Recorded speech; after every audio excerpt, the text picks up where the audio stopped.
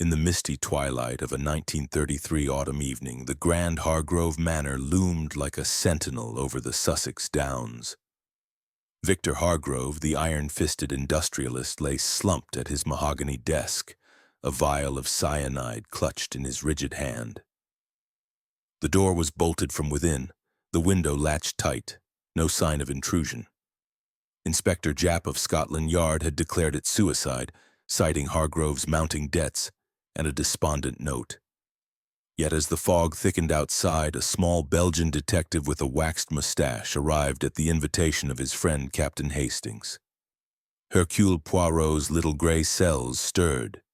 This concluded investigation whispered of murder most foul. What secrets hid in the shadows? Chapter 1. The arrival at Hargrove Manor. The Daimler-Benz glided to a halt before the porte-cochere of Hargrove Manor, its headlamps carving twin tunnels through the Sussex fog. It was the 23rd of October, 1933, and the evening had the damp, metallic taste of autumn that clings to the back of the throat like a half-remembered regret. Hercule Poirot, immaculate in dove-gray spats and a charcoal overcoat with an astrakhan collar, stepped down from the motor car with the deliberate precision of a man who believed the world itself might be persuaded into order if only one placed one's feet correctly. Captain Arthur Hastings, his faithful companion, emerged from the opposite door, rubbing gloved hands against the chill. "Devilish weather, Poirot," he remarked, peering up at the manor's facade. 3 stories of weathered Portland stone, gargoyles leering from the eaves, windows glowing amber like watchful eyes. Place looks as though it's been waiting a century for someone to die in it. "Précisément, mon ami," Poirot replied, twirling the tips of his mustache with a satisfaction that bordered on the theatrical. "And someone has obliged. The question is not who has died. Inspector Japp has already pronounced upon that. But how, and more deliciously, why?" The butler, a stooped figure named Grimshaw, whose face resembled a crumpled parchment map of sorrow, admitted them into the entrance hall. Crystal chandeliers dripped light onto suits of armor that stood like mute sentinels along the wainscoted walls. A fire crackled in the cavernous hearth, yet the warmth seemed reluctant to travel far. The air retained the chill of the grave. "Lady Evelyn will receive you in the drawing-room," Grimshaw intoned, his voice as dry as the dust motes dancing in the lamplight. "This way, if you please." Poirot's eyes, bright and green as absinthe, catalogued every detail. The faint scuff marks on the parquet where a heavy object had recently been dragged. The single wilted white rose in a porcelain vase upon the console table, its petals edged with brown, as though morning had already begun to rot the bloom. The portrait above the mantel, a stern Victorian patriarch whose eyes followed them with the disapproval of the long dead. The drawing-room was a study in faded opulence, William Morris wallpaper peeling at the seams, velvet drapes the color of dried blood, a grand piano upon which reposed a silver-framed photograph of the late Victor Hargrove, broad-shouldered, hawk-nosed, staring out with the imperious gaze of a man accustomed to buying obedience. Before the fire stood Lady Evelyn herself, a vision in mourning silk that shimmered like oil on water. She was perhaps 35, though grief had etched fine lines around her violet eyes. Her ash-blonde hair was coiled beneath a black lace veil.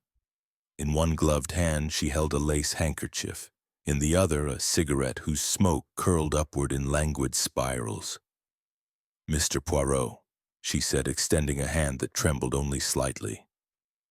"Your reputation precedes you like a storm cloud, though I confess I do not understand why Captain Hastings felt it necessary to summon you. The police have concluded their investigation." Poirot bowed over her hand with the gallantry of a bygone age. "Madam, it is not the police I serve, but the truth. And the truth, she is a jealous mistress who brooks no hasty farewells." Hastings cleared his throat. Jap's a good man, Lady Evelyn, but he does sometimes see only what lies upon the surface. Poirot here, he sees beneath. Lady Evelyn's lips curved in a smile that did not reach her eyes. Then by all means let us descend into the depths. The study remains exactly as Victor left it, save for the removal of the body, of course. She led them through a labyrinth of corridors where ancestral portraits glared down in silent judgment. Poirot's cane tapped a measured rhythm upon the runner carpets. Hastings' heavier tread echoed like a heartbeat. Along the way, Poirot paused to examine a display case containing dueling pistols. 18th century flintlocks, their barrels engraved with the family crest, a raven clutching a broken sword. Curious, Poirot murmured. The raven, symbol of ill omen, and the sword broken, defeat perhaps, or a warning. Lady Evelyn's laugh was brittle. Merely an heirloom. Victor was proud of his lineage, though the Hargroves made their fortune in iron, not honor. The study door was of solid oak, banded with iron, its lock a heavy Yale that gleamed with recent oiling. A police seal had been affixed across the jamb, but it hung in two neat halves. Someone had already broken it. Inspector Jap's handiwork, no doubt, Hastings said. He mentioned he'd return tomorrow to collect the last of the evidence. Poirot's nostrils flared. Evidence collected is evidence lost, mon ami. But let us see what remains. Lady Evelyn produced a key from her chatelaine, a long, old-fashioned iron key that looked as though it belonged to a dungeon rather than a gentleman's retreat. The lock turned with a resonant clunk and the door swung inward on well-oiled hinges. The room beyond was a shrine to masculine excess, walls paneled in dark walnut, shelves groaning beneath leather-bound tomes on metallurgy and finance, a massive partner's desk dominating the center like an altar. Upon the desk lay the detritus of a life abruptly ended, a crystal decanter half full of amber liquid, whiskey by the scent, a cut glass tumbler overturned, a dark stain spreading across the blotter like spilled ink, or blood. In the grate, the ashes of burnt papers crumbled at the touch of a poker. And there, in the high-backed leather chair, an indentation remained where Victor Hargrove's body had slumped, head lolling, a brass letter opener clutched in one rigid hand, as though he had intended to open his veins rather than his correspondence. But it was the smell that struck Poirot first. Bitter almonds, sharp and unmistakable, cyanide. Beneath it the fainter notes of expensive cologne, cigar smoke, and something else. Something metallic like blood, though no blood was visible. Mon Dieu, Poirot whispered, his eyes narrowing to slits. The stage is set with meticulous care. Observe, Hastings. The window latches are fastened from within, the bolts on the door thrown. No sign of forcible entry, and yet... He moved with the grace of a dancer, his gloved fingers brushing the windowsill.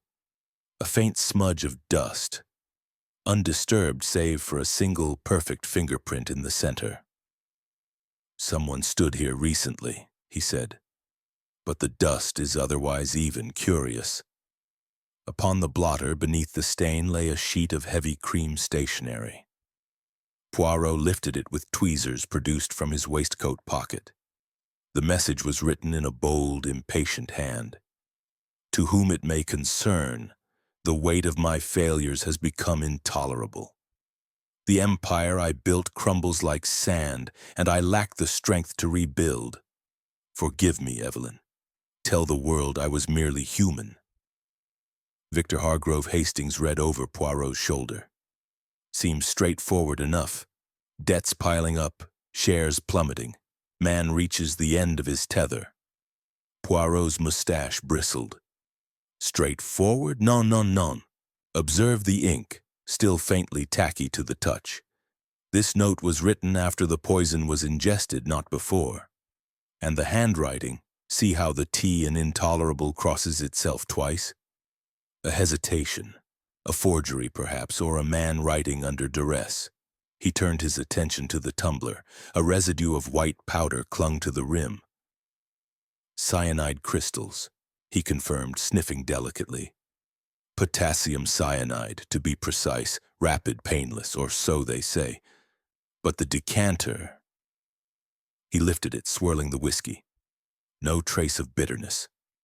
The poison was in the glass alone. Lady Evelyn had remained in the doorway, a silhouette against the corridor's gaslight. Victor kept the cyanide in his safe, she said, her voice steady but thin. For emergencies. Rats in the wine cellar, he claimed. Poirot's eyes gleamed. And the combination to this safe, madame. His birthday, 12/04/92. He was not a man for complexity. Hastings jotted the numbers in his notebook. Poirot, meanwhile, had moved to the bookshelves. His fingers traced the spines, The Wealth of Nations, Principles of Scientific Management, a slim volume entitled Poisons and Their Applications in Industry. The last was dog-eared at a chapter on cyanides. Fascinating bedtime reading, Poirot murmured. He pulled the book free, and a folded sheet fluttered to the carpet. It was a letter written in a feminine hand. My dearest V, meet me tonight in the summer house. We must end this charade before it destroys us both. C. Hastings whistled. C for Clara, the secretary. Lady Evelyn's composure cracked for the first time. Clara Winters, that little... She caught herself, smoothing her veil. Miss Winters was Victor's typist, nothing more. Poirot tucked the letter into his pocket with a smile that did not reach his eyes. Nothing more, madam. We shall see. As they prepared to leave the study, Poirot's gaze fell upon the doorframe. There, at eye level, was a hairline scratch in the varnish. Fresh, the wood beneath pale and raw. He ran a fingernail along it, then examined the corresponding spot on the jamb. Another scratch, perfectly aligned. Hastings, your tape measure. Hastings produced a small brass measure from his coat. The distance between the scratches, exactly 3/4 of an inch. The bolt, Poirot said triumphantly. It has been thrown from the outside. Someone used a tool, a pair of pliers, perhaps, to manipulate the bolt through the gap. The door was locked after the murderer departed. Lady Evelyn paled. But that's impossible. The police searched for secret passages, and found none, Poirot finished. Because the passage is not in the walls, madame. It is in the mechanism of the crime itself. In the corridor, Grimshaw waited with a silver tray bearing decanters. Sherry, gentlemen? Or something stronger? The master kept a fine Armagnac. Poirot accepted a thimbleful, sipping thoughtfully. Tell me, Grimshaw, who was in the house on the night of Monsieur Hargrove's death? The butler's eyes flickered. Lady Evelyn retired early with a migraine.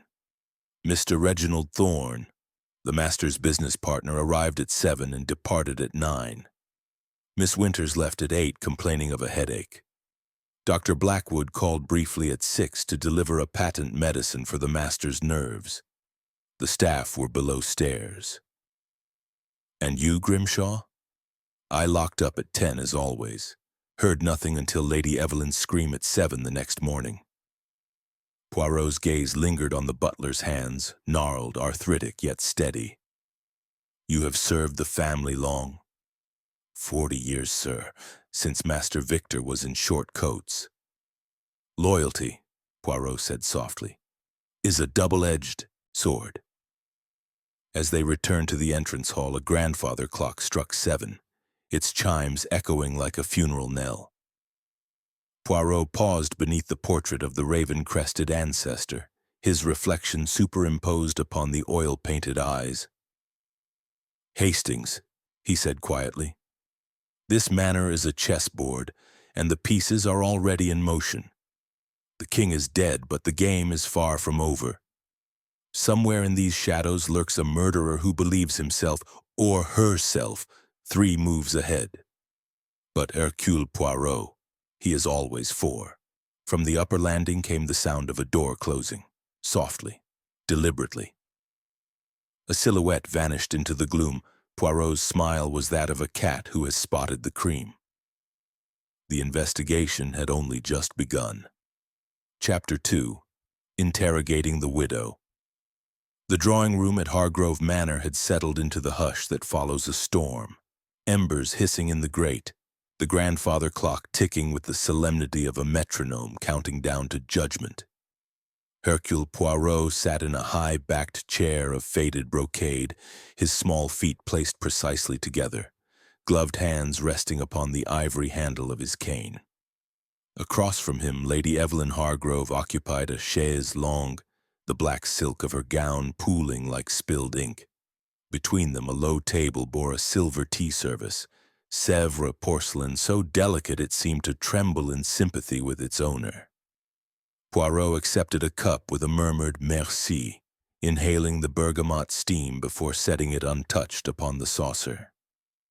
"Madame," he began, his voice soft yet edged with steel, "we must speak of the night your husband died. Every detail, however trifling, is a thread in the tapestry of truth." Lady Evelyn's fingers tightened around her own cup. "I have already given my statement to Inspector Japp." "Statements," Poirot replied, "are like photographs. They capture a moment but rarely the movement behind it. Let us then animate the scene." He leaned forward, the firelight catching the emerald flash of his eyes. "You retired early, you said. A migraine?" "Yes, Victor was preoccupied. He had received disturbing news from the exchange. I took a powder and sought my room at 8:30. "Alone?" A hesitation, the length of a heartbeat. "Yes." Poirot's mustache twitched. "Yet the maid, Elsie, is it not, reports hearing footsteps on the upper landing at 11. Light footsteps, but purposeful. Yours, perhaps?" Lady Evelyn set her cup down with a clink that rang too loudly in the stillness. "I may have risen for a glass of water. The powder left me parched." "From the bathroom adjoining your suite?" Poirot inquired mildly. "Or from the decanter in your husband's study?" Her violet eyes widened, but she recovered swiftly. "I did not leave my wing." Poirot produced a small leather notebook, flipping it open with theatrical deliberation. "Let us reconstruct the evening, madame. At 7 o'clock, Mr. Reginald Thorne arrives, your husband's partner, a man whose fortunes were tethered to Victor's like a kite to a string. They argue in the library, voices raised. You hear this? I was in the conservatory. The glass muffles sound. Convenient? Poirot's smile was gentle, deadly. At 8, Miss Clara Winters departs. Your husband's secretary, a young woman of striking efficiency. She claims to have finished typing correspondence. Yet the machine in the study shows a ribbon only half spent. Curious, non? Lady Evelyn lifted her chin. Clara was often careless. Or perhaps interrupted. Poirot turned a page. At 9, Thorne leaves in high dudgeon, slamming the front door so violently that Grimshaw feared for the hinges. Your husband then repairs to his study, locks the door, and, according to the police, pens a note of despair before swallowing cyanide. The timing is exquisite. Too exquisite. He rose, pacing with the measured steps of a leopard. The note, madame. Written in haste, yet the handwriting is remarkably steady, the ink, as I observed, still tacky, and the phrasing, "Tell the world I was merely human." Does this sound like Victor Hargrove, the man who once told the Financial Times that humility was a luxury for the unsuccessful? Lady Evelyn's composure frayed. He was under terrible strain. Strain enough to misspell his own wife's name? Poirot produced the suicide note from an inner pocket, holding it to the light. Here, Evelyn, with an I. A small error, but Victor was meticulous. His letters to shareholders are models of precision. This is the hand of a forger, or of a man writing what he was told. The widow's breath caught. You're suggesting that someone wished the world to believe Victor took his own life. Someone with access to his stationery, his ink, his intimate knowledge. Poirot's gaze flicked to the fireplace where fresh logs had been laid atop ashes. You burned something last night, madam. Paper. I smell the tallow of sealing wax. Lady Evelyn followed his gaze, her face paling. Household accounts, nothing more. Accounts dated the day of your husband's death? Poirot knelt, retrieving a fragment of charred vellum from the hearth. The embossed letterhead was unmistakable. Hargrove Ironworks. Beneath the scorch marks, a single line remained legible. Payment of 5,000 to be made upon. Blackmail?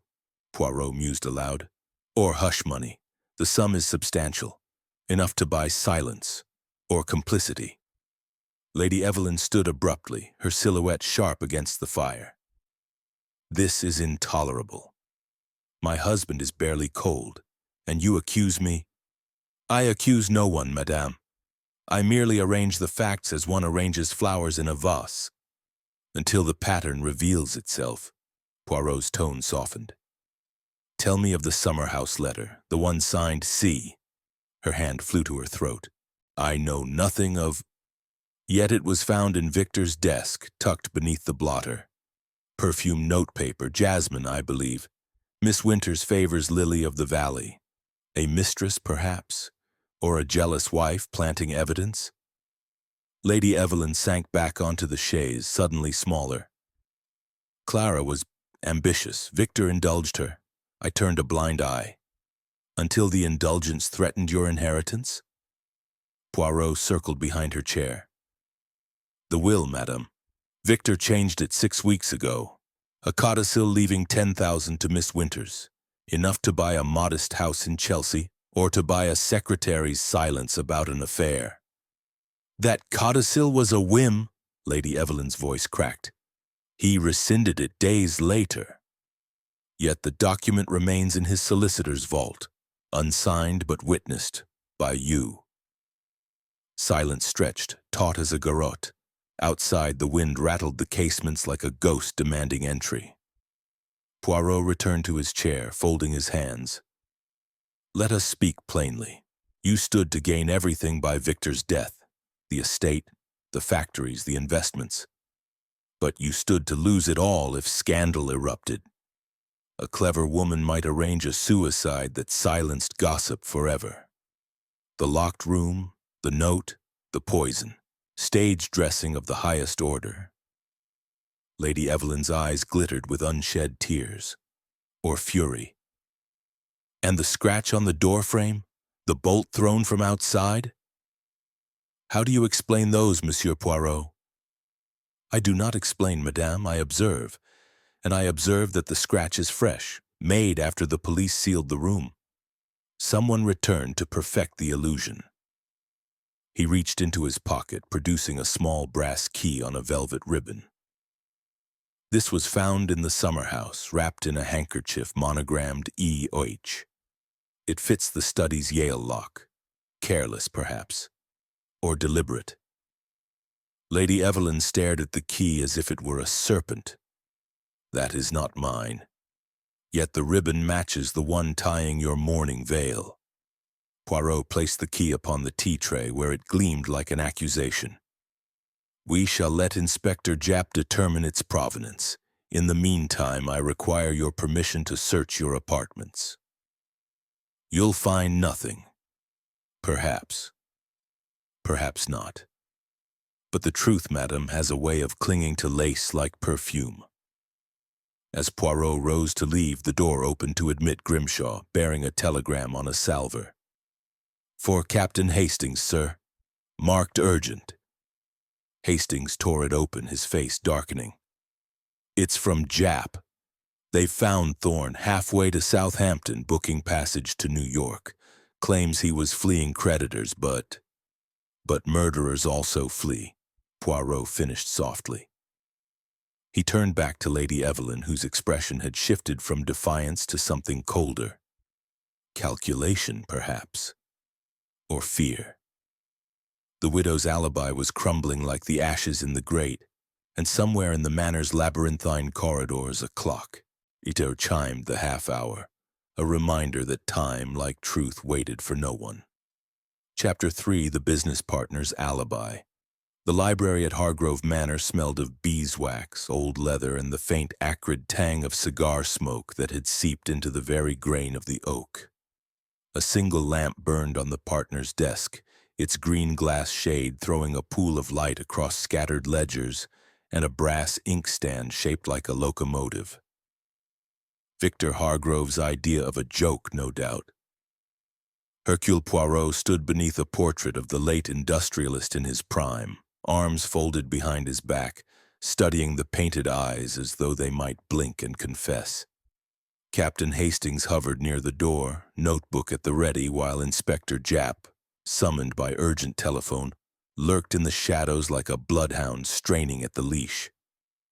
The door burst open with the force of a small explosion. Reginald Thorne strode in, coat unbuttoned, face florid with whiskey and indignation. He was built like a bull, broad shoulders, thick neck, hands that looked capable of snapping a man's spine for the price of a bad debt. A gold watch chain strained across his waistcoat, the fob engraved with the Hargrove crest, the raven and broken sword. "See here, Poirot," he barked, voice echoing off the coffered ceiling. "I've been dragged back from the docks like a common criminal. Japp says you've questions. Make 'em quick, I've a liner to catch." Poirot turned slowly, the lamplight catching the perfect curves of his mustache. "Monsieur Thorne, a man has died. The SS Majestic will sail without you, I assure you. Sit." Thorne hesitated, then dropped into a leather club chair that creaked in protest. 5 minutes, then I'm gone." Japp stepped forward, helmet tucked beneath his arm. "Mr. Thorne, you were the last person to see Victor Hargrove alive. Let's have your movements exact." Thorne lit a cigar with a gold lighter, the flame flaring briefly across his scowl. "Arrived 7 sharp. Victor was in a foul mood. Stock exchange had taken another dive. We argued over the merger with Blackwood's patent firm. He wanted to pull out. I said it'd ruin us both. Shouted a bit. He stormed off to his study at 8:30. I left at 9. Grimshaw saw me out."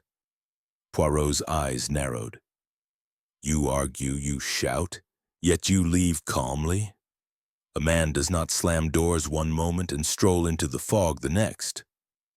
"I slammed the library door, not the front," Thorne snapped. "Ask the butler." "Grimshaw confirms your departure," Hastings read from his notes. "But the tire tracks in the drive. Your Rolls was back at 11:30. The night watchman logged it." Thorne exhaled smoke like a dragon. "Popped into the village pub for a nightcap, the Black Swan. Barkeep'll vouch." Poirot circled the desk, gloved fingers trailing across a stack of invoices. "The Black Swan closes at 10. You were seen returning after midnight. Why? Lost track of time." Thorne's gaze flicked to the safe in the corner, its dial glinting like a guilty eye.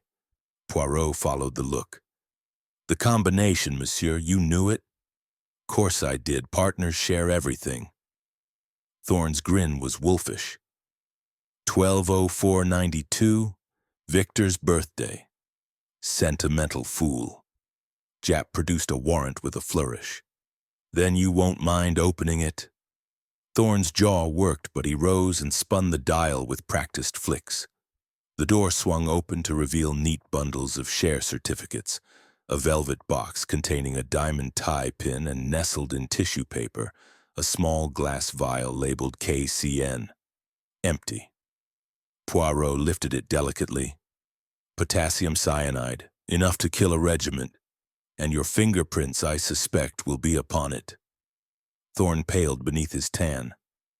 "That's Victor's rat poison. He kept it for the cellars." "Yet the cellar stocks are full," Japp countered. "Chemist in Lewis sold this vial to a gentleman matching your description 3 weeks ago. Paid cash." "Lies!" Thorne slammed the safe shut. "I was in London then. Ask my tailor." Poirot produced a receipt from his pocket, holding it to the light. "Savile Row, yes, but the date is altered. See the smudge where the 3 became an 8? A clumsy forgery like the suicide note."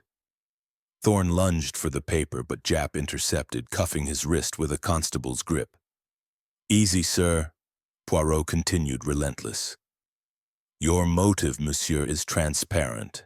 Hargrove's death triggers a 50,000 insurance policy payable to the surviving partner. You.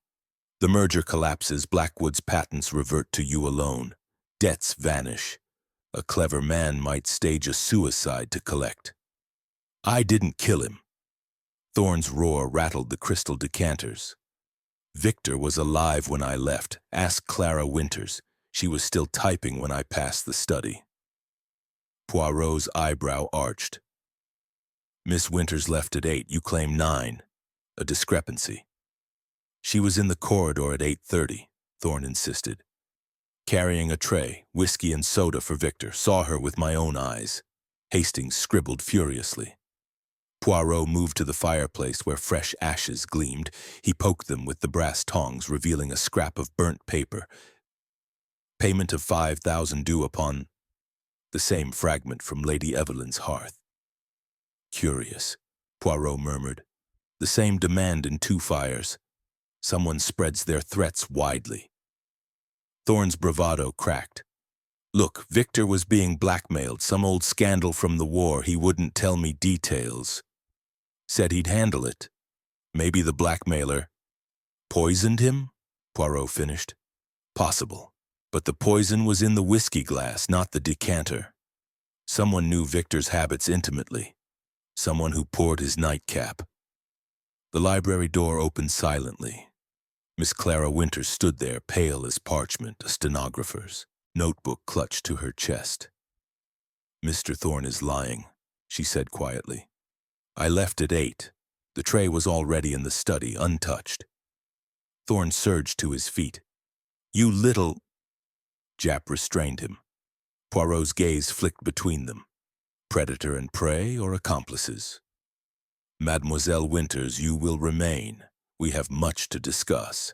As Thorne was led away, protesting volubly, a constable entered, holding a muddied driving glove. "Found in the rose bed, sir. Monogrammed RT." Poirot examined the glove. Kid leather, the right hand, a tear at the thumb. "Mud from the summer-house path," he noted, "and a trace of jasmine perfume. Curious for a gentleman's glove." Clara's eyes widened. Thorne's face drained of color. Outside, thunder rolled across the downs like artillery. The net tightened, but the true predator remained unseen, watching perhaps from behind the library's heavy drapes. Chapter 4. Secrets of the Secretary. The morning room at Hargrove Manor faced east, and the pale November sun slanted through the tall sash windows like a reluctant witness. Dust motes drifted in the light, settling on the chintz-covered furniture and the low table where a single place had been laid for breakfast. A silver coffee pot, a rack of toast gone cold, a copy of the Times folded to the financial page. Hargrove Ironworks shares plummet. Miss Clara Winters sat very straight in a spindle-backed chair, hands folded in her lap, the picture of secretarial efficiency. Yet the knuckles were white, and the pulse at her throat beat visibly beneath the high collar of her dove-gray blouse. Hercule Poirot entered without ceremony, cane tapping a soft tattoo on the parquet. Hastings followed, closing the door with a click that sounded final. Inspector Japp had remained in the library with Thorne, taking a formal statement. The air in the morning room felt thinner, charged. "Mademoiselle Winters," Poirot began, settling opposite her with the neatness of a chess piece taking its square. "You have been most patient. Now we speak of truths, not timetables." Clara's chin lifted a fraction. "I have nothing to hide, Monsieur Poirot." "Excellent. Then we begin with the tray." He placed a small silver salver on the table between them. Upon it rested a crystal tumbler, a soda siphon, and a cut glass decanter. Whiskey, 2/3 full. This was found in the study wastebasket, wrapped in a napkin. Your fingerprints are upon the glass and the siphon. Explain. Clara glanced at the tray as though it might bite. I prepared Mr. Hargrove's nightcap every evening at 8. Whiskey, a splash of soda. He was particular. Yet you told Mr. Thorne you left at 8, Hastings interjected. The tray was already in the study, untouched, you said. I placed it on the sideboard at 7:50, Clara replied, voice steady.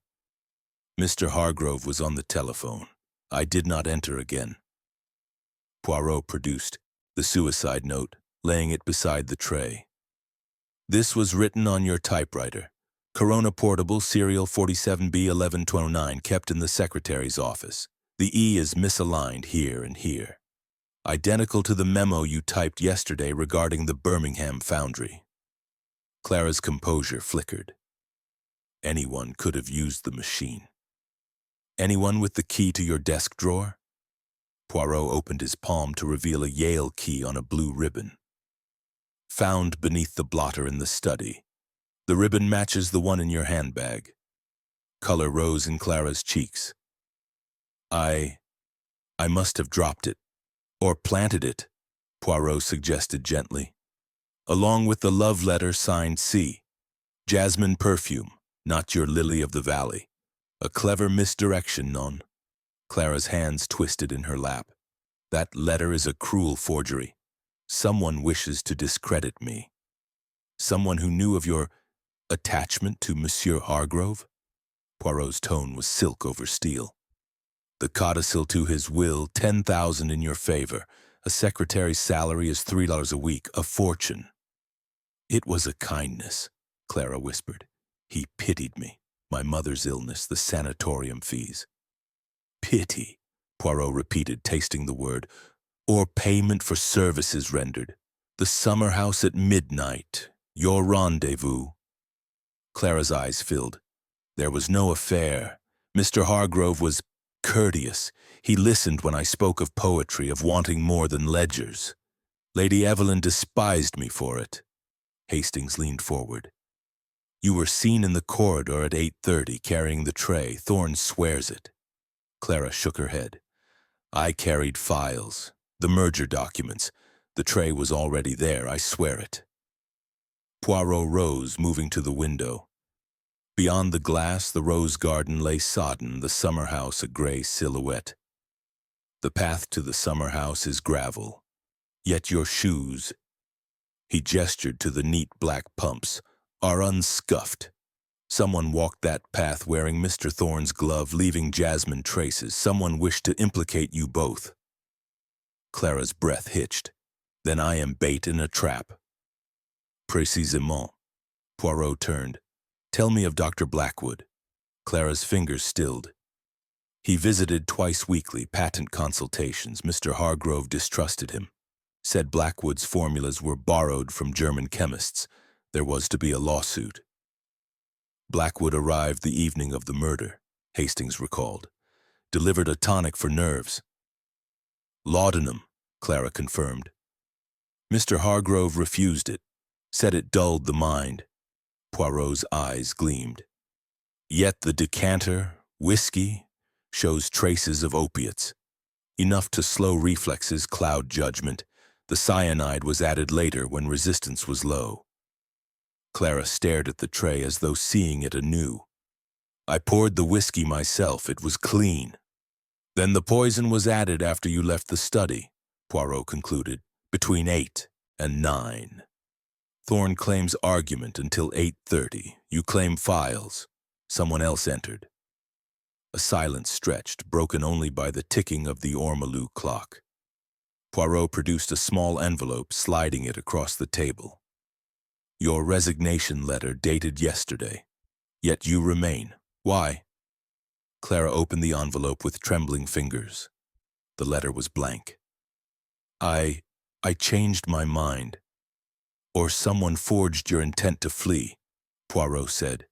Like the love letter, the key, the glove. A pattern emerges. The murderer scatters clues like breadcrumbs, leading us in circles. Clara's voice dropped to a whisper. There is a passage. Poirot stilled. Continue. Behind the library bookcase. Mr. Hargrove showed me once.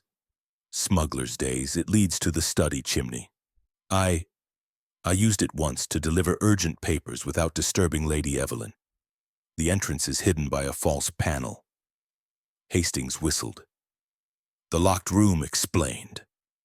Poirot's mustache quivered with satisfaction. And the bolt thrown from outside, unnecessary if one exits via the passage. Show us. Clara rose, leading them through the corridor to the library. Thorne was gone.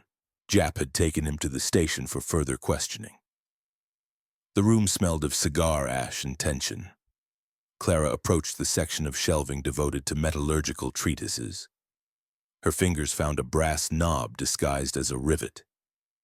A click, and the bookcase swung inward on silent hinges, revealing a narrow passage lined with brick, the air cool and damp. Poirot stepped inside, cane probing the floor. Footprints. Small, a woman's shoe, but also larger, Thorne size.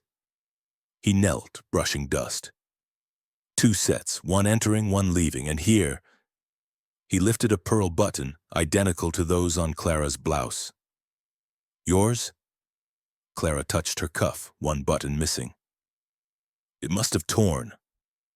Or was placed, Poirot corrected. The murderer is thorough.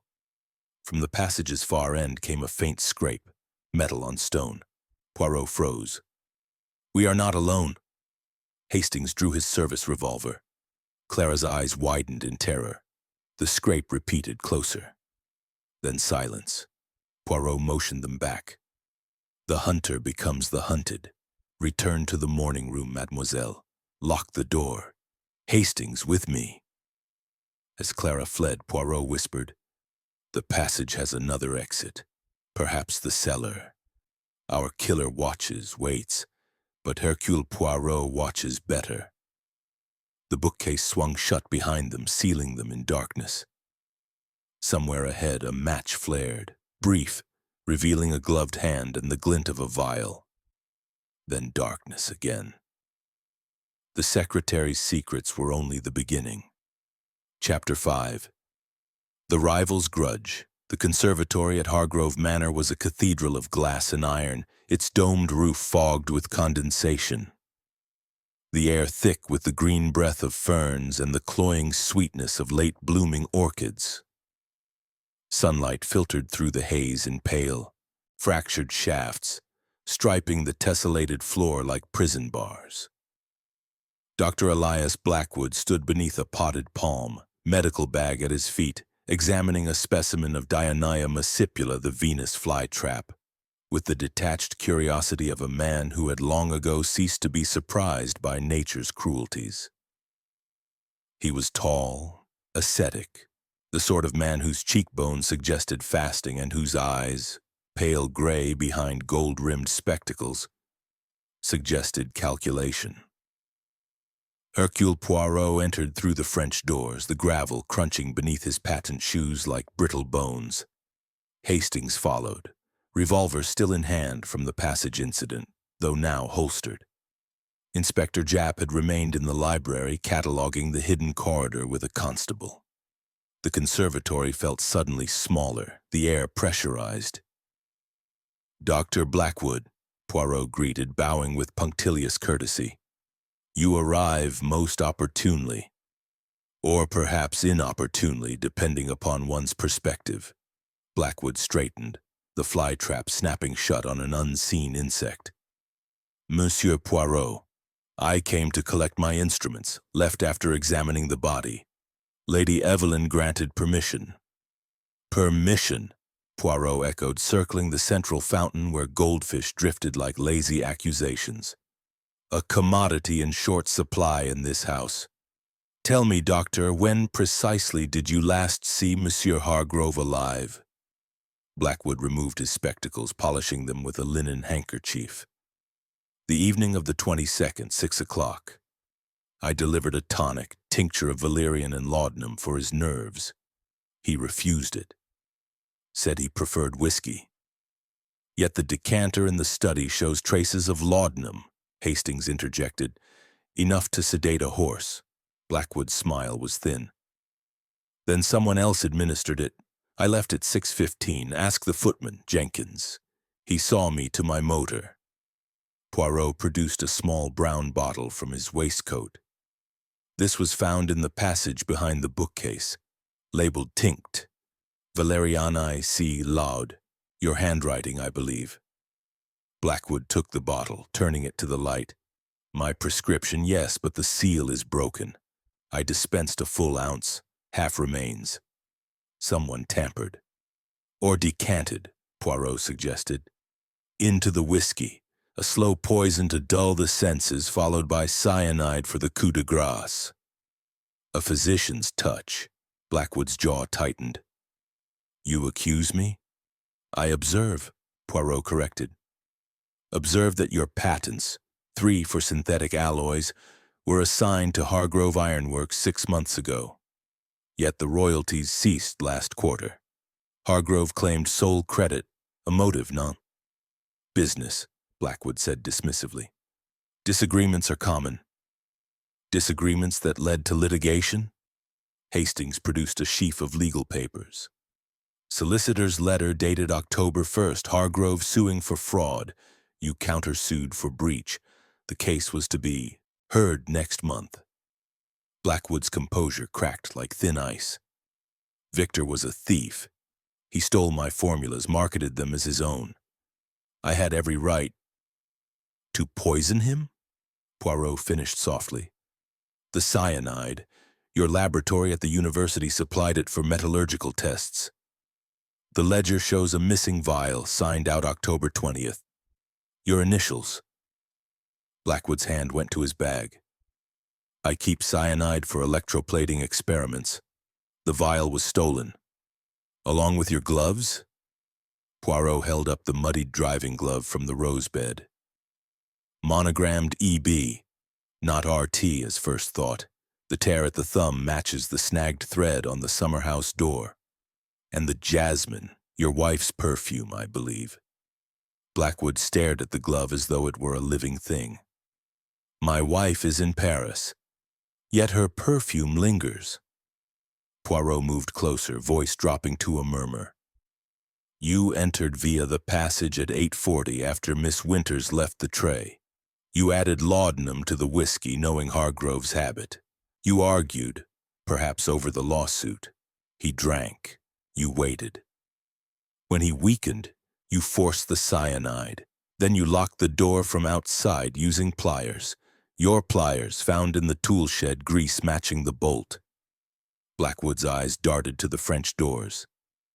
Circumstantial. Perhaps. Poirot produced a folded document. But this is not. A letter from Hargrove to his solicitor, dated the day he died. Blackwood threatens exposure of my war profiteering, must silence him at all costs. Exposure that would ruin you both. You struck first. Blackwood lunged for the letter, but Hastings intercepted, pinning his arm. Easy, Doctor. Poirot continued, relentless. The passage footprints, size 10, narrow heel. Your shoes. The pearl button, planted to implicate Miss Winters. The forged love letter.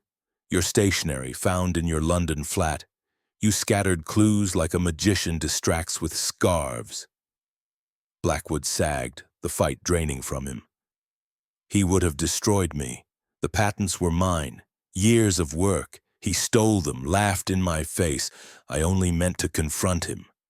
With poison? Poirot's voice was silk over steel. Blackwood's laugh was bitter. The laudanum was to calm him. The cyanide, an impulse. He mocked me, said I'd die in the workhouse. I forced the glass to his lips. He struggled, but the drug. He wrote the note himself under duress.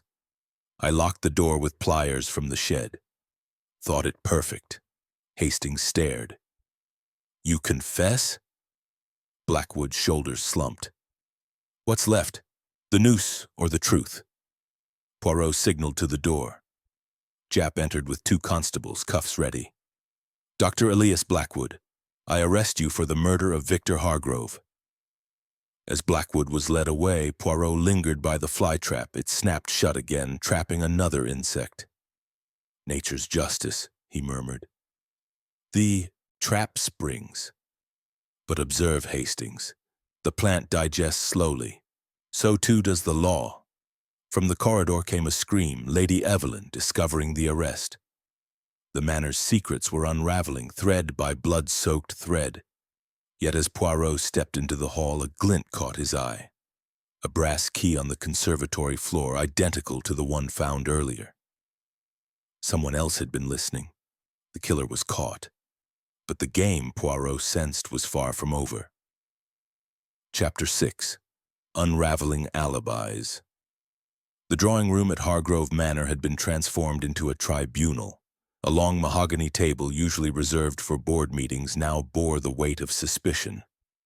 4 chairs faced Hercule Poirot, who sat at the head like a diminutive judge, his green eyes luminous in the gaslight. To his right, Captain Hastings arranged evidence in neat piles. The suicide note, the cyanide vial, the muddied glove, the forged love letter, the pliers from the shed. Inspector Japp stood by the door, arms folded, a silent sentinel. Outside, the November dusk pressed against the windows, rain lashing the panes like impatient fingers. Poirot raised a hand, and the room fell silent. Lady Evelyn entered first, veil lifted, face pale but composed. Reginald Thorne followed, wrists chafed from temporary restraints, scowl etched deep. Miss Clara Winters came next, clutching a handkerchief, eyes red-rimmed. Dr. Elias Blackwood was last, escorted by a constable, his medical bag confiscated, spectacles fogged with defeat.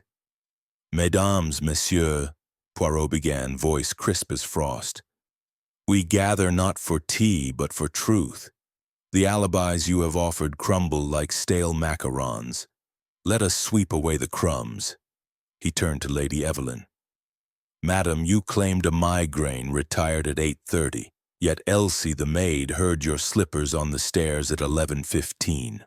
Light but deliberate. The bathroom tap in your suite was dry. No water glass. You descended for another purpose. Lady Evelyn's lips thinned. I sought a book from the library. Through the secret passage. Poirot produced the pearl button. This was found near the bookcase entrance. Yours from the cuff of your dressing gown. You knew the passage. Victor showed you years ago during renovations. She faltered. I may have checked on him. The door was locked. I heard nothing. Poirot's gaze shifted to Thorne. Monsieur, your rolls returned at 11:30. The Black Swan closed at 10. You claim a nightcap, yet the barkeep remembers no such visit. Your glove, monogrammed RT, was in the rosebed, jasmine-scented. You met someone in the summer house, Thorne blustered. Blackmail note, someone demanded 5,000. I went to confront them. With a glove torn at the thumb, Poirot held up the pliers. These bear your fingerprints. You threw the study bolt from outside, perfecting the locked room illusion. Clara Winters spoke, voice trembling. I left at 8. The tray was clean. I saw Dr. Blackwood's motor departing at 6:15. Blackwood sneered. I confessed the laudanum, not the cyanide. Someone else finished the job. Poirot smiled, cat-like. Précisément. The perfect crime requires imperfect accomplices. Observe. He laid out photographs, footprints in the passage, 2 sets, one small, one large. Lady Evelyn's slipper, size 5, Mr. Thorne's brogue, size 10, but a third set, size 8, narrow with a worn heel. Dr. Blackwood's. He produced a ledger. Blackwood signed out cyanide on October 20th, but the laboratory assistant recalls a second vial missing, October 22nd unsigned. Someone impersonated him. Hastings gasped. A conspiracy? Non, mon ami, misdirection. Poirot turned to Clara. Mademoiselle, your resignation letter, blank paper. The love letter, jasmine, not your scent. The key on the blue ribbon, yours, but planted in the study weeks ago. You were the scapegoat. Clara's eyes widened. Then who? Poirot raised a hand. Patience. He opened a small box, revealing a brass key identical to the others. Found in the conservatory after Blackwood's arrest. Someone listened, then fled. The murderer is not among you yet. Lady Evelyn stood. This is madness. Victor killed himself. Poirot's voice cut like a scalpel. The suicide note, written on your stationery, madame. The Evelyn misspelling, your private pet name for yourself in diaries, you forged it. She sat abruptly. Thorne cursed. Blackwood laughed bitterly. Amateurs. Poirot continued. The truth is a mosaic. Lady Evelyn discovered the affair, imagined or real, between Victor and Clara. She confronted him, threatened exposure. Thorne, ruined by the merger's collapse, demanded the insurance payout. Blackwood sought revenge for stolen patents. Each had motive, opportunity, partial guilt. He arranged the evidence like cards.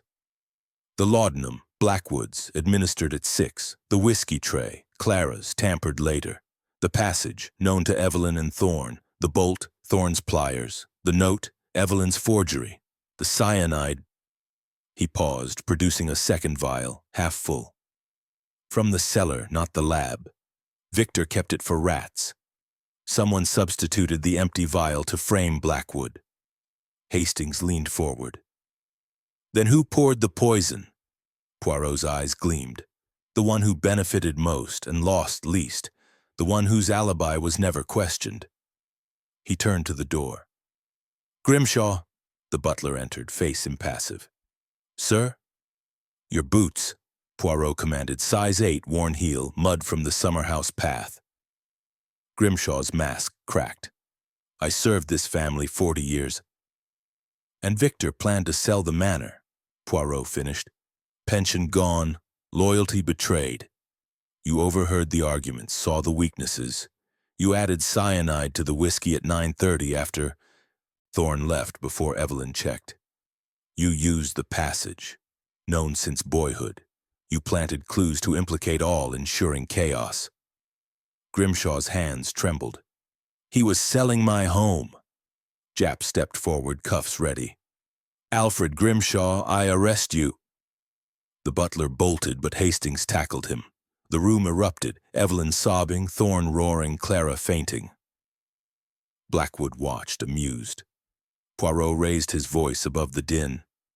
The perfect crime, fragmented among many hands united by one. Grimshaw poisoned the glass. Evelyn forged the note. Thorne locked the door. Blackwood supplied the sedative. Clara's innocence was the final distraction. As Grimshaw was dragged away, Poirot gathered the evidence. The alibis unravel, the truth knits itself. But one thread remains. Who opened the cellar safe to retrieve the true cyanide? From the corridor came a child's voice, Elsie the maid holding a torn envelope. Sir, this was in the master's coat, addressed to you. Poirot opened it, inside a single raven feather and a note in Victor's hand. If I die, trust no one. The raven watches, the room fell silent. The real mastermind was still at large. Chapter 7. The Hidden Passage. The library clock struck 10 with the hollow authority of a judge's gavel. Rain hissed against the tall windows, blurring the world beyond into a gray smear. Hercule Poirot stood alone before the false bookcase, gloved fingers tracing the brass rivet that Clara Winters had revealed only hours earlier. The panel had swung open once already, exhaling the damp breath of centuries. Now it gaped again, a black rectangle swallowing the lamplight. Hastings waited in the corridor with Japp and 2 constables. Poirot had insisted on solitude for this descent. The little gray cells, he murmured, require silence to converse. He stepped through. The passage was narrower than memory allowed, shoulders brushing brick, the air cool and tasting of iron and earth. His electric torch carved a cone of white ahead, revealing footprints in the dust. Clara's small heel, Thorn's heavy tread, Blackwood's narrow shoe, Grimshaw's worn boot. And beneath them all a fifth set, barely visible, the toe pointed, as though someone had walked on the balls of their feet. Poirot knelt, brushing the dust with a handkerchief. The print was fresh, the edges crisp. Someone had returned after the arrests. The tunnel sloped gently downward, brick giving way to older stone. Smuggler's work, 18th century. A spider scuttled across his beam. He followed it with the detachment of a man cataloging evidence. 20 paces in, the passage forked. Left led to the study chimney, already mapped. Right curved toward the cellars. Poirot took the right. The air grew colder, carrying the faint sweetness of fermenting apples from the estate's cider press. His torch glinted on something metallic. A brass button, military issue, the crest a raven clutching a broken sword. The Hargrove family insignia, but older, the enamel chipped. He pocketed it. 10 more paces and the passage widened into a chamber no larger than a confessional. A wooden crate stood against the wall, lid pried open. Inside, bundles of letters tied with faded ribbon, a ledger bound in green leather, and a small tin box. Poirot opened the box. Inside lay a glass vial, empty, the label handwritten, KCN, cellar stock, 1928. He lifted the ledger. The pages crackled like dry leaves, entries in Victor Hargrove's impatient scrawl, 15 Mar 1928, paid G, $500 to keep silence re-war contracts. 2 June 1930, E demands 2,000 or tells all to press. 18 Oct 1933, Raven watches, must end it. The final entry dated the day of death. If I die, the passage holds the truth. Trust no one. Poirot's mustache bristled.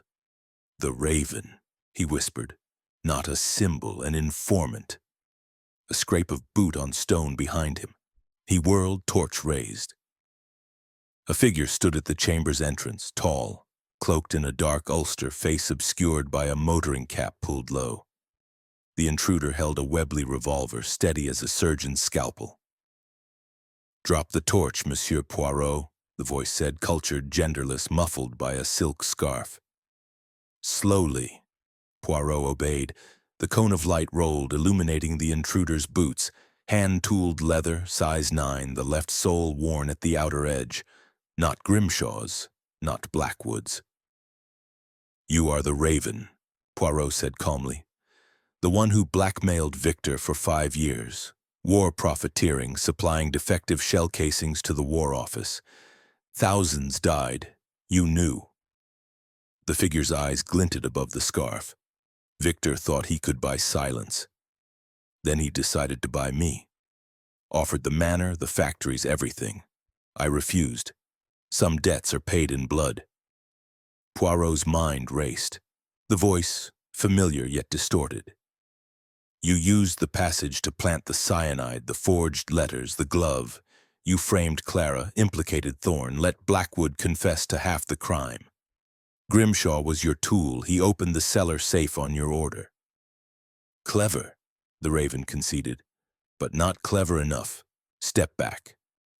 Poirot retreated until his shoulders touched the crate. You listened in the conservatory. You left the second key. You sent the feather.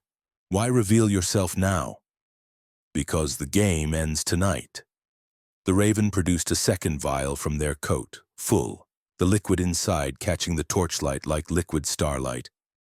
Cyanide, enough for 2. You will drink, then I will seal the passage. A tragic accident. Famous detective lost in the bowels of Hargrove Manor.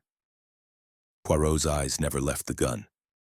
And the ledger, the letters, they burn with us? They burn. A gloved hand reached for the crate. Victor's confession, my correspondence. Ashes. Poirot's cane rested against the wall, out of reach. But his right hand, hidden behind his back, had found the tin box. He eased the lid open. Inside, beneath tissue, lay a single glass ampoule. Laudanum, Blackwood's spare. He palmed it. You hesitate, Poirot observed. Why? The Raven's grip tightened on the revolver. Because you are Hercule Poirot, and because... The scarf slipped a fraction, revealing a chin, smooth, beardless but scarred, a dueling scar, Heidelberg style. Because I am not a monster. Then prove it, Poirot said softly. Lower the weapon. The truth need not die here. For a heartbeat, the chamber held its breath. Then the Raven laughed, low, bitter. Truth? Victor's truth was profit, mine is survival. Drink. The vial was thrust toward him. Poirot took it, uncorked it with his teeth.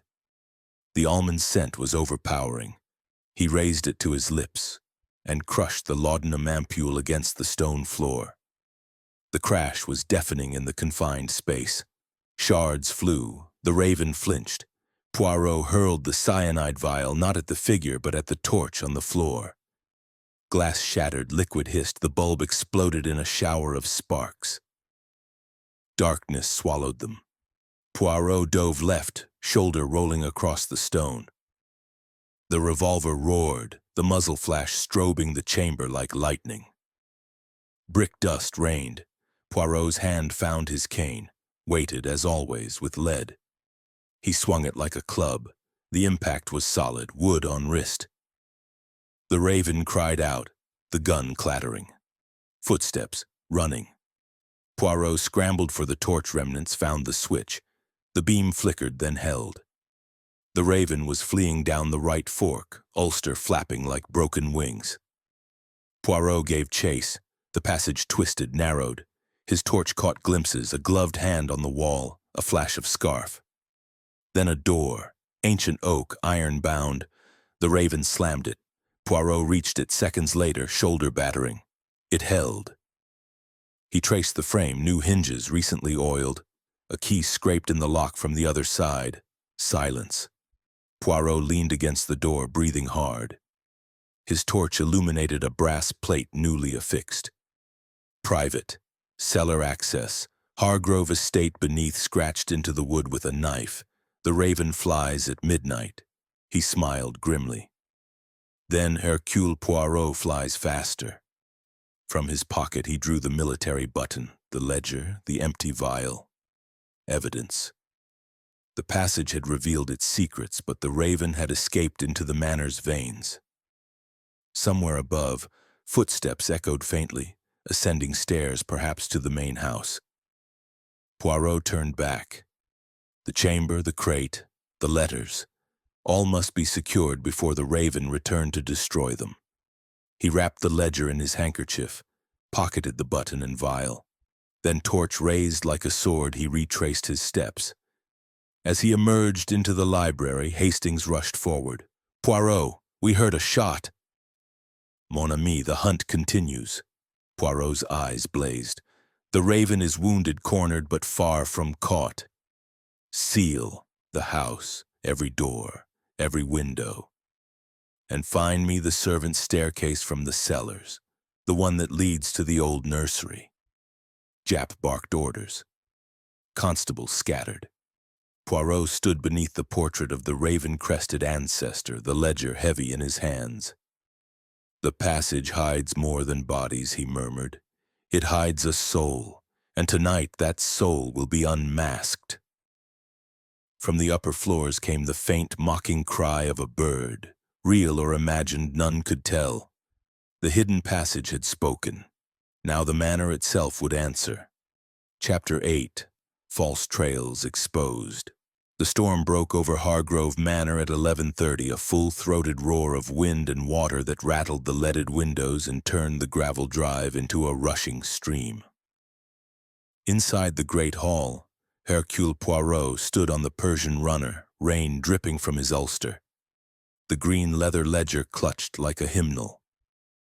Around him the house had become a hive, constables blocking exits, footmen herded into the servants' hall, every lamp blazing. Captain Hastings barred the front door with a suit of armor. Inspector Japp barked orders up the main staircase. The Raven was cornered somewhere. Poirot opened the ledger beneath the chandelier's glare. The final pages had been torn out, but the stubs told their own story. Ink smudges, a jagged edge where haste had won over neatness. He flipped to the blackmail entries again, then to a folded slip tucked between pages. Victor's last note, the one Elsie had delivered. The raven flies at midnight. Trust the passage, not the people. Poirot's eyes narrowed. Midnight, he repeated. The clock above the mantel showed 11:40, 20 minutes. He summoned the household to the drawing room. Lady Evelyn arrived first, wrapped in a crimson dressing gown, hair unbound. Thorne lumbered in next, still in evening dress, collar askew. Clara Winters followed, pale but steady, clutching a candle. Grimshaw was absent, locked in the pantry under guard. Blackwood remained in the village cells. The raven had to be one of the three or someone unseen.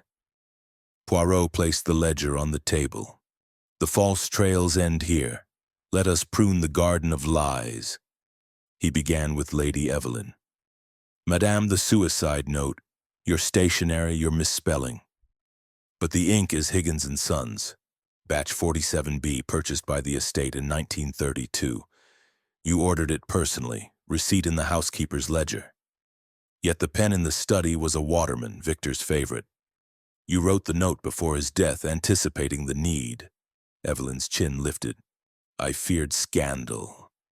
Victor spoke of ending it all. I prepared. A forgery, Poirot finished. Planted after death. Red herring number 1. He turned to Thorne. Monsieur, the pliers. Your fingerprints, yes, but the grease is Singer sewing machine oil. The tool shed uses 3-in-1. Someone oiled the pliers after you locked the door to incriminate you. The glove?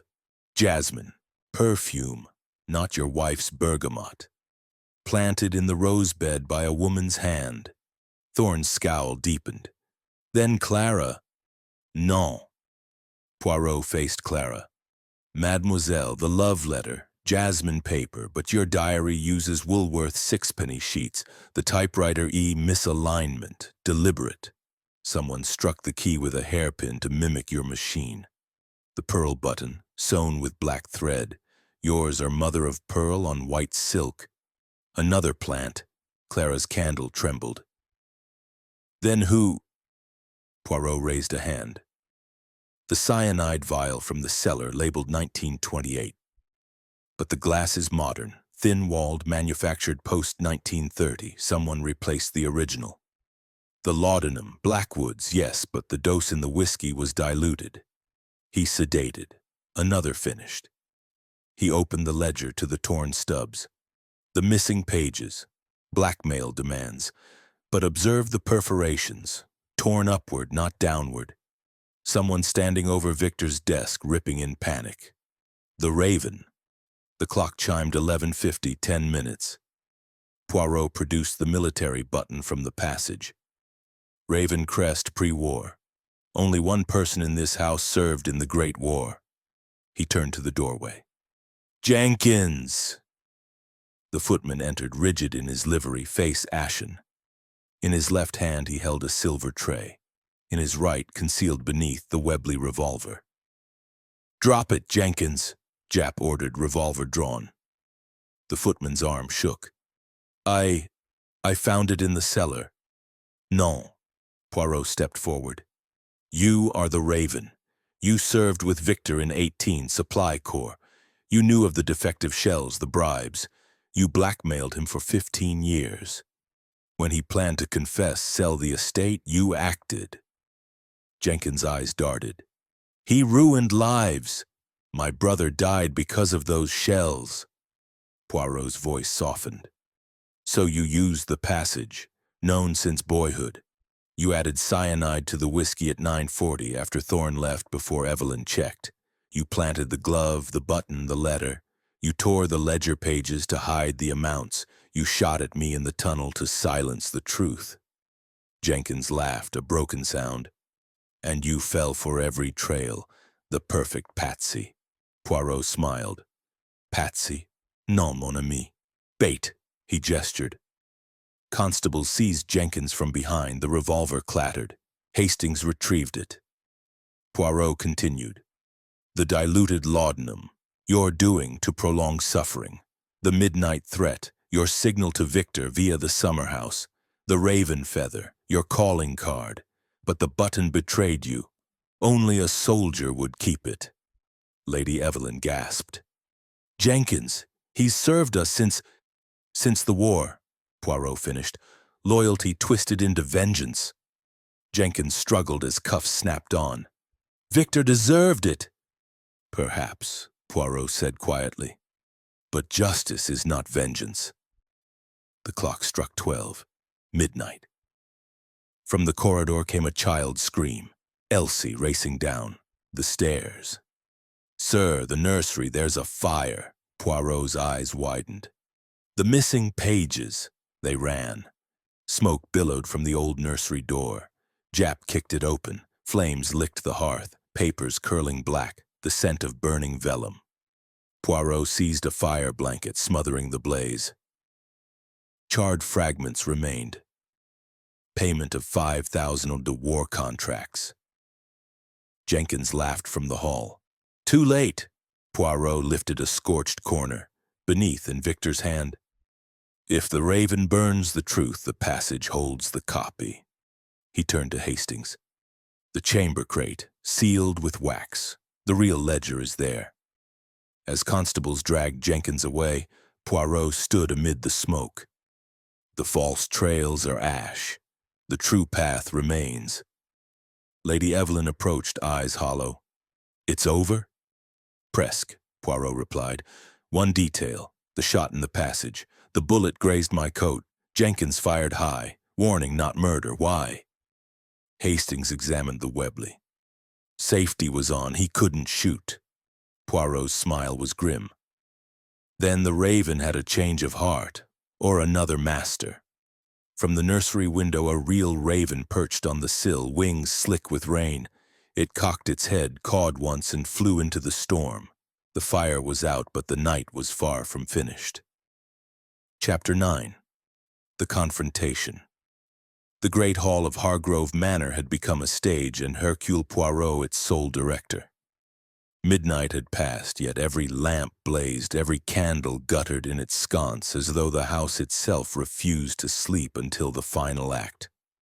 A long table had been dragged from the dining room and set beneath the chandelier. Upon it lay the salvaged evidence, the scorched ledger fragments, the military button, the Webley with its safety catch locked, the pearl button, the pliers, the 2 cyanide vials, one empty, one full. Around the table stood the surviving players, Lady Evelyn rigid in her crimson robe, Reginald Thorne nursing a bruised wrist, Clara Winters clutching a shawl like a shield, Jenkins the footman in cuffs between 2 constables.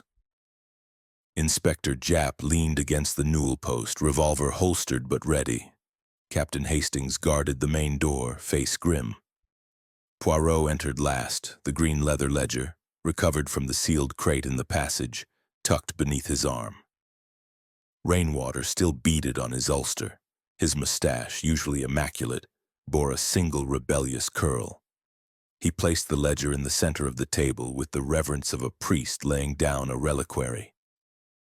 Mesdames, Messieurs, he began, voice ringing off the vaulted ceiling. The curtain falls. The raven has sung its last note. Jenkins spat. You've nothing, Poirot. Burnt paper, a button, a gun that won't fire, circumstance. Poirot opened the ledger to a fresh page, untouched by flame. In Victor Hargrove's hand, a single entry dated the day of his death. To Hercule Poirot, should I die? The raven is not 1, but 2. The footman carries the beak. The mistress holds the wings. Trust the copy in the passage. Lady Evelyn's breath caught. Lies. Victor was delirious. No, madam. Poirot turned the page. Beneath the entry, a second hand, smaller, feminine, had added, Forgive me. I only meant to frighten him. Poirot looked up. Your confession, Lady Evelyn, written in the study after Victor drank the cyanide while he still breathed. You watched him die.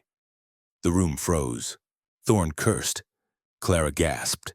Jenkins' eyes widened in betrayal. Poirot continued relentless.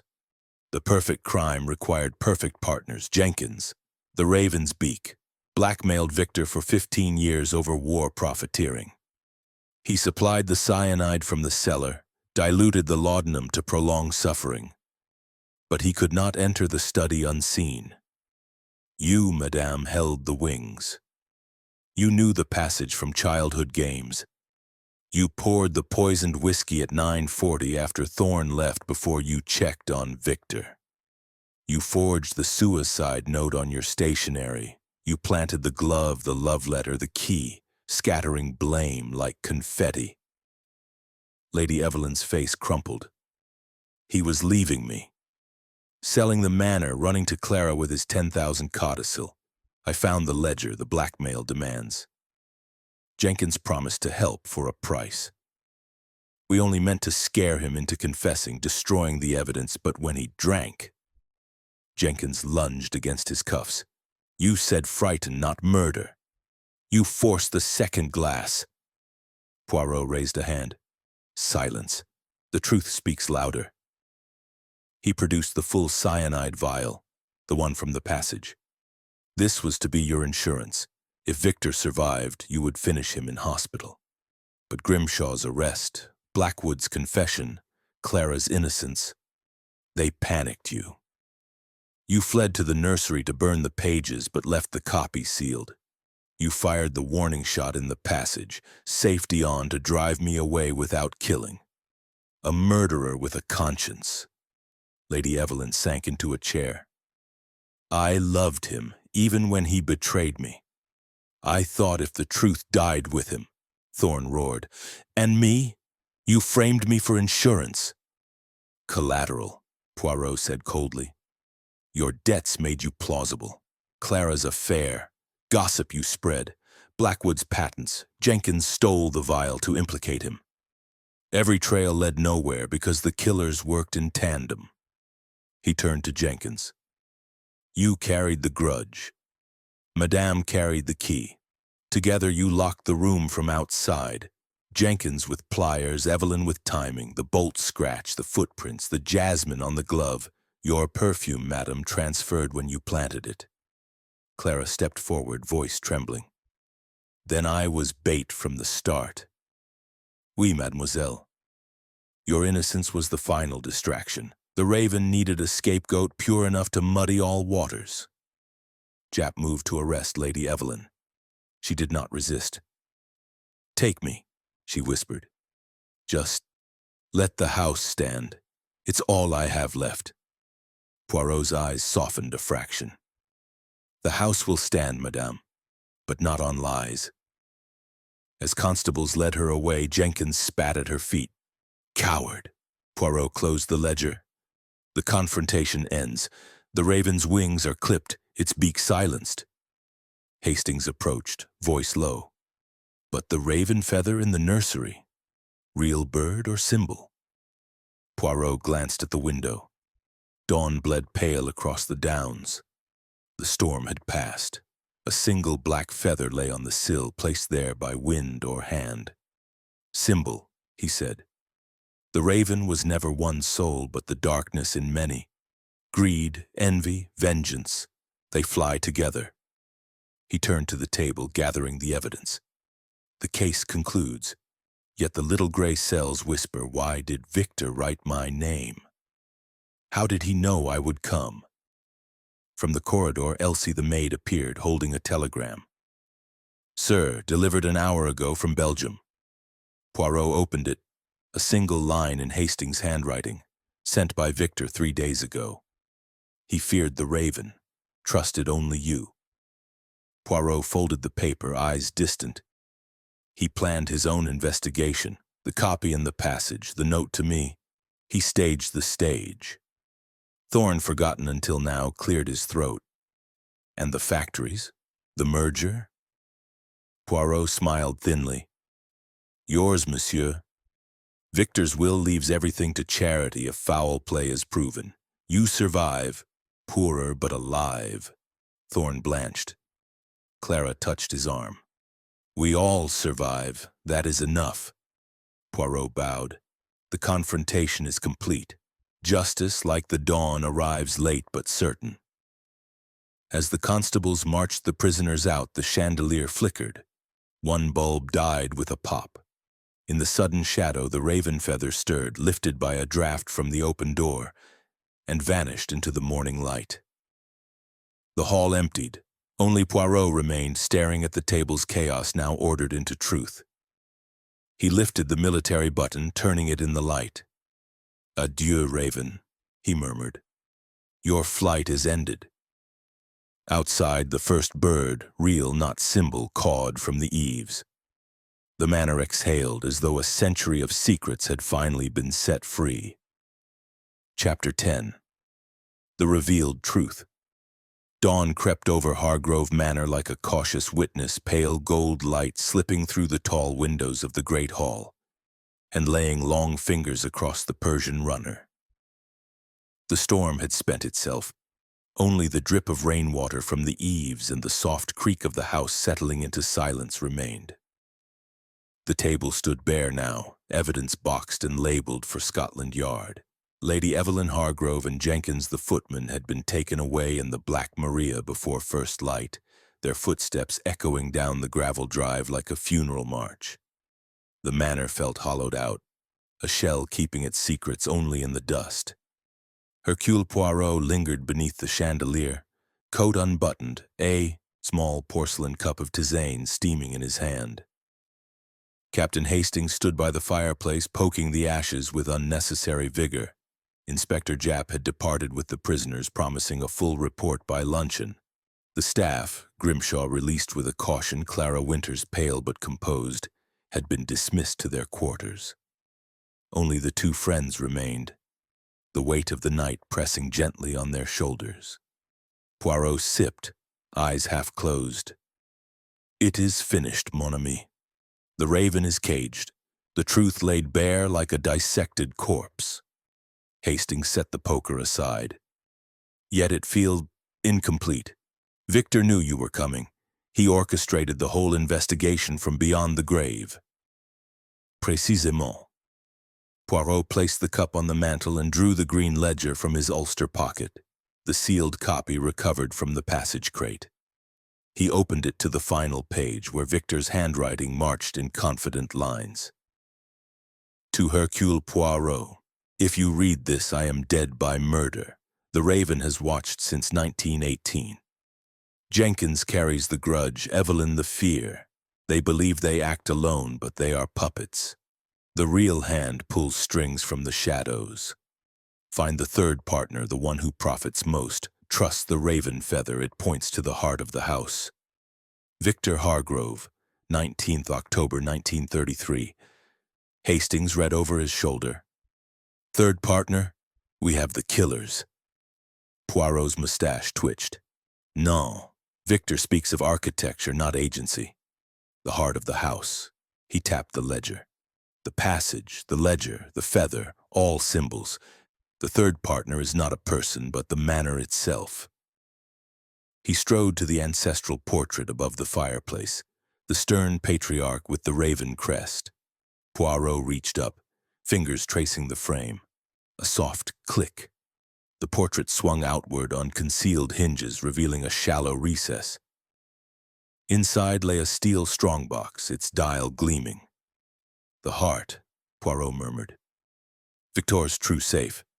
Hastings whistled. "Combination?" Poirot spun the dial, 120492, Victor's birthday. The lock yielded. Inside, share certificates, a will dated 3 days before death, and a single raven feather sealed in glass. The will was simple: all Hargrove estate, factories, and investments to be sold. Proceeds divided: 50% to war widows, 30% to Clara Winters for education, 20% to Reginald Thorne to clear debts. The manor to be gifted to the National Trust, no provision for Evelyn, Jenkins to receive $500 in dismissal. Poirot closed the box. Victor planned his legacy. The murder accelerated it but did not change it. From the corridor came the soft pad of footsteps. Clara Winters appeared in the doorway dressed for travel, a small valise at her feet. "The motor taxi is here," she said quietly. "I'm leaving for London, Secretarial College. Mr. Thorne has offered the Birmingham office as reference." Poirot bowed. "You emerge unscathed, mademoiselle. The innocent heart survives." Clara's eyes glistened. "Victor believed in second chances. I will honor that." She hesitated. "The feather in the nursery? Was it yours?" "No." Victor's final clue. Poirot produced the glass-encased feather from the strongbox. "He left it for me. The raven was never the killer, but the conscience. It watched, it warned, it waited." Thorne lumbered in, hat in hand. "Shares are mine to salvage, Poirot. I'll rebuild, honestly, this time." He glanced at Clara. "We'll manage."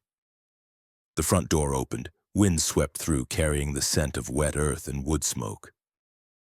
Grimshaw appeared, coat buttoned to the throat. "Begging your pardon, sir. The police released me, 40 years' service. I'll stay on as caretaker till the trust takes over." Poirot nodded. "Loyalty, monsieur, is the rarest currency. Spend it wisely." The group moved to the entrance hall. The Daimler waited, engine purring. Poirot paused on the threshold, surveying the manor one last time. Sunlight struck the stained glass transom, fracturing into 1,000 colors across the flagstones. "Here," he said softly, "a man died, but a truth was born. The locked room was never the study. It was the human heart, bolted against its own darkness. We have thrown it open." Hastings opened the motorcar door. "Back to London, then?" "Oui. But first—" Poirot reached into his pocket and drew out the military button, the one from the passage. He pressed it into Grimshaw's hand. "For your grandson. Let him remember courage, not vengeance." Grimshaw's eyes misted. "Thank you, sir." The Daimler pulled away, gravel crunching. In the rearview mirror, Hargrove Manor shrank. Gables, chimneys, the raven weather vane spinning lazily in the breeze. Poirot watched until it vanished. Hastings cleared his throat. "Case closed?" Poirot leaned back, eyes closing. "Closed, mon ami. Yet the little gray cells ponder. Victor's telegram reached me because he sent it to the Belgian embassy, knowing I winter in Brussels. He staged his death to expose the corruption, his own included. A suicide of reputation to save lives." The motorcar turned onto the main road. Fields rolled gold and green under the November sun. Somewhere a real raven wheeled against the sky, cawing once before disappearing into the clouds. Poirot smiled. The revealed truth is simple. Every manor has its passage, every heart its raven. We walk in light because someone dared to open the door. He dozed, the ledger on his lap, the feather safe in its glass. Behind them, Hargrove Manor stood empty but cleansed, waiting for new voices to fill its halls. The investigation was concluded, the story complete. And in the quiet Sussex dawn, the raven flew free.